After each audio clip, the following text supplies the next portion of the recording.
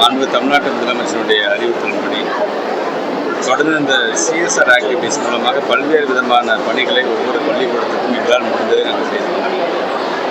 அந்த விதத்தில் இந்த அமெரிக்கன் இந்தியா ஃபவுண்டேஷன் என்பது பள்ளிக்கல்வித்துறை ஒரு நண்பர்களாகவே இருந்து ஏறத்தாழ 33க்கும் மேற்பட்டிருக்கின்ற பள்ளிகளுக்கு இது போன்ற ஒரு ஸ்டெம் இன்னோவேஷன் லேர்னிங் சென்டரை உருவாக்கி கொடுத்திருக்கிறார்கள். இன்றைக்கு கூட நம்முடைய திருவள்ளூர் மாவட்டத்தில் ஏறத்தாழ ஒரு 5 பள்ளிக்கூடங்களுக்கு சேர்த்து ஒட்டுமொத்தமாக ஒரு 1.38 கோடி ரூபாய் மதிப்பீட்டு ஒவ்வொரு பள்ளிக்கூடத்தும் ஏறத்தாழ சுற்று வட்டாரத்தில் இருக்கின்ற 34க்கும் மேற்பட்டிருக்கின்ற அரசு பள்ளி மாணவர்கள் பயன்பெறுகின்ற அளவிற்கு இன்றைக்கு அதை உருவாக்கி தந்திருக்கிறார்கள். இந்த நிகழ்வில் நம்முடைய சட்டமன்ற உறுப்பினர் விஜி ராஜேந்திரன் அவர்கள், அதேபோல் திருத்தணி சட்டமன்ற உறுப்பினர் சந்திரன் அவர்கள், அதேபோல் நம்முடைய மாவட்டத்தினுடைய ஆட்சித்தலைவர் பிரதாப் ஐஏஎஸ் உள்ளிட்ட இந்த பள்ளியை சார்ந்த நிர்வாக பெருமக்கள் எல்லாமே இதை கலந்துருக்கணும்.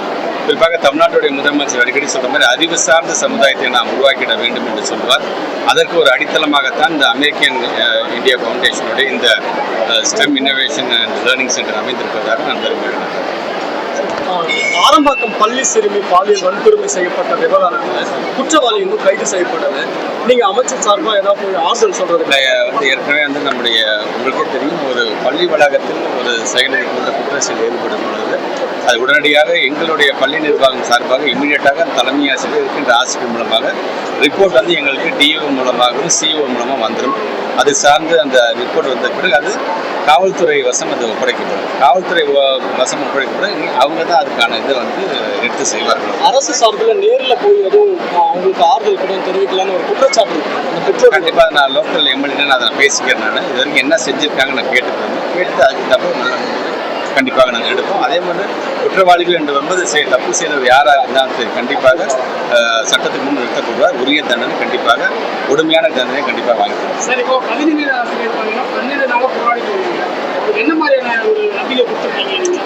ஏற்கனவே நம்முடைய தமிழ்நாடு முதலமைச்சர் அலுவலகத்தில் இது சார்ந்து நாங்கள் பேசினோம். அவங்களுமே ஆசிரியர் நிர்வாகிகள் போராட்டம் நடத்தியவர்கள் சார்பாகவும் என்னை சந்திச்சிருக்காங்க. நம்முடைய அரசு உயர் அலுவலர்களையும் சந்தித்து பேசுகிறேன். இது நாங்கள் தேர்தல் வாக்குறுதியை கொடுத்தது தான். ஆனால் இருந்தாலும் ஒவ்வொரு ஆண்டும் ஏதோ ஒரு விதத்தில் அந்த பகுதி நேர ஆசிரியருக்கு எங்களால் என்ன செய்ய முடியுமோ அது ஊதிய உயர்வு வழங்கினதுலேருந்து, அவங்களுக்கான டிரான்ஸ்ஃபர் கவுன்சிலிங் வழங்கினதுலேருந்து, அவங்களுடைய சர்டிஃபிகேட் வேலிடிட்டி லைஃப் டைம் கொண்டு வந்ததுலேருந்து, அவங்களுக்கான ஏஜ் அதிகப்படுத்துறதுலேருந்து ஏதோ ஒருத்தர் செஞ்சுக்கிட்டே தான் நாங்கள் வந்துட்டோம். அவங்க இன்றைக்கி முழு நேர தொகுப்பூதியமாக நீங்கள் அறிவிக்க வேண்டும் என்று சொல்லியிருக்கிறார்கள். அதையும் நாங்கள் நம்முடைய முதலமைச்சர் அலுவலகத்தில் எடுத்து சொல்லியிருக்கோம். ஒரு நல்ல முடிவு கண்டிப்பாக தமிழ்நாட்டு முதலமைச்சர் மருத்துவமனையிலும் பிறகு நல்ல முடிவாக உட்காந்து பேசுவேன் தெரிவிச்சு.